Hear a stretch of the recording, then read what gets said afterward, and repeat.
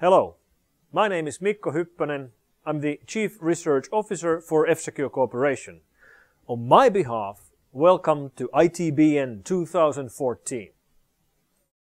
So 2014, well, that means it's now 20 years since I set up the first website for our company, for F-Secure Corporation. That was in 1994. So that's a long time. If you think about how the world has changed, and of course how the internet has changed, it's a huge jump. Back then, only geeks and nerds were online. Today, everybody is online. And the number of websites has exploded from a few thousand sites we had in 1994 to hundreds of millions of websites all over the world. And we can access them not just with our computers, but with our phones and tablets and from everywhere. Huge change. But one of the things I remember about those early days of the web was that we were somehow, we were certain already at the very beginning that this is going to explode. It's going to become much, much bigger.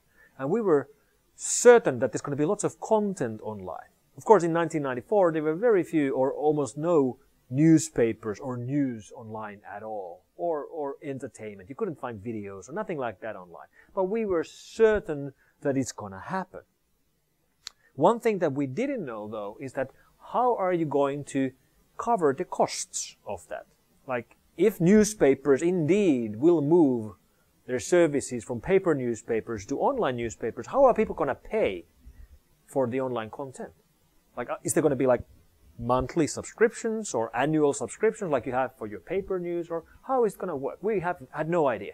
We were sort of guessing that there will probably be some sort of an online micropayment system where you can virtually just pay a little bit of money to read today's news. So you could pay, 2 cents to read the front page news. And you could just click something in your browser and it would move the money. Or if you want to read today's Dilbert cartoon, you could pay half a cent to read the cartoon. That's how we thought it's going to work. Well, as we know now, 20 years later, that's not how it works. 20 years later, we still today don't have an everyday usable micropayment system inside our browsers. The closest thing we have are virtual currencies or digital currencies like Bitcoin, and even they are far from being an everyday in everyday use. So how do we pay for the content online? How do we pay for the news? How do we pay for the entertainment? Well, we never thought of this in 1994, but we're paying for all of this with ads. Advertisements. That's how it works. And to make advertisements as effective and as well in making money as possible, it needs close profiling of the user. So the user is being profiled, so the advertisers can sell the users effectively or as effectively as possible. And a very good way of realizing what this actually means is that you yourself go to a service like Facebook. Instead of going there as a user, go there as a customer. Go there as someone who wants to buy ads from Facebook.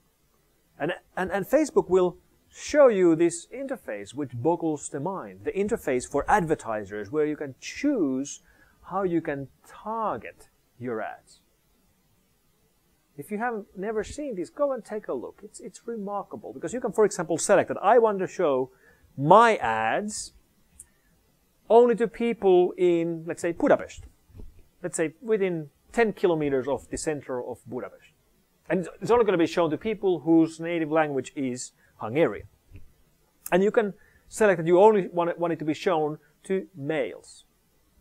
Only to males between 30 and 35 of age. Only to males between 30 to 35 who are interested in fishing. And it goes deeper than that. You can select if they're married. You can see if they've lately been divorced. You can select tons of things that we, users of these online services, don't even realize are being tracked on us. It's a real eye-opener. And that's why services like Google and Facebook need us. They need us, the users, to profile us. And that's why they want us to log in to all the devices we have. That's why, for example, Google has made it mandatory to log in to YouTube if you want to be able to make a comment. Log in with your Google account. Because that's how they connect your different devices to each other. You use Google from your work computer. You use it from your home computer. You use it from your phone. You use it from your tablet. If you wouldn't be logging into these services, Google would think you're 4 different persons. They would profile your work person as one person who works in your area of work and roughly knows where you work from. But they would have another identity for your home persona, who they would profile is interested in whatever you're interested in your free time. But when you log in once from your work computer and from your home computer, they will combine the profiles. The same thing with your phone and your tablet and so on.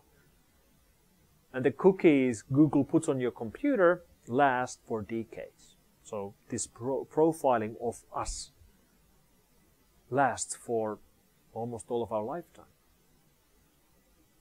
But of course, Google and Facebook aren't evil. They aren't criminals. They aren't trying to steal anything from us.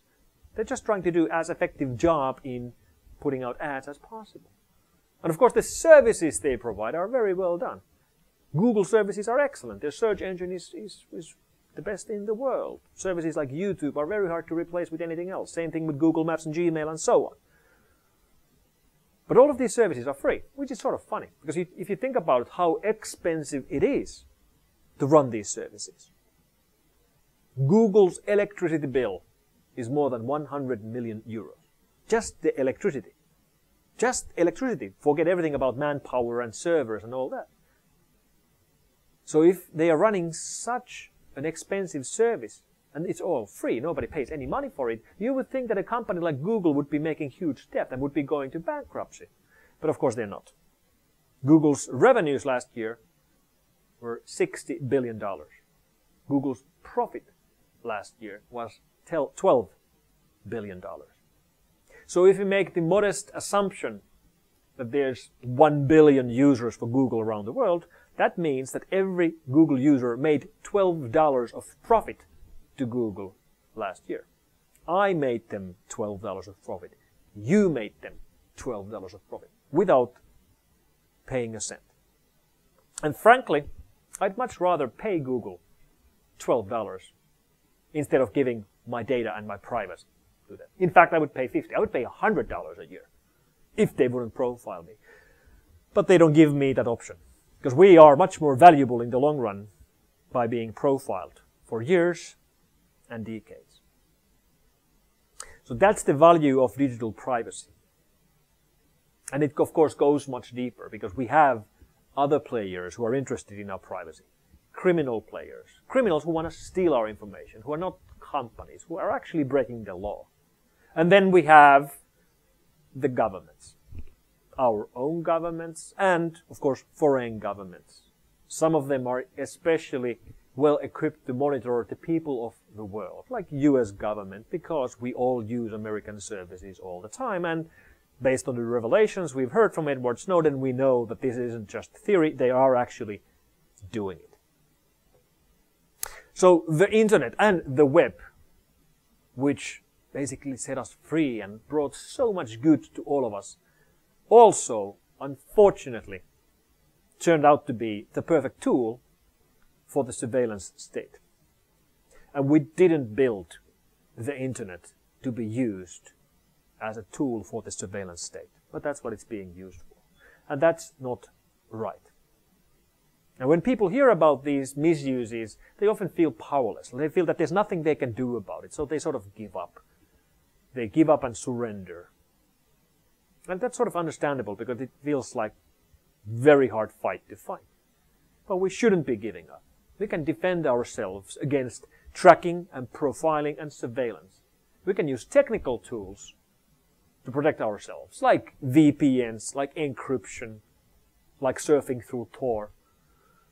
But using technical tools isn't going to change what's going on here. What's really going to change this kind of profiling and snooping on our private information, whether it's done by companies, criminals, or by governments, what's going to change that is that we stand up and say no. We demand digital freedom. And privacy is not up for negotiation. Thank you very much and welcome to the event. I wish I could be there myself. At least our people are there. so you have a great conference. Thank you very much.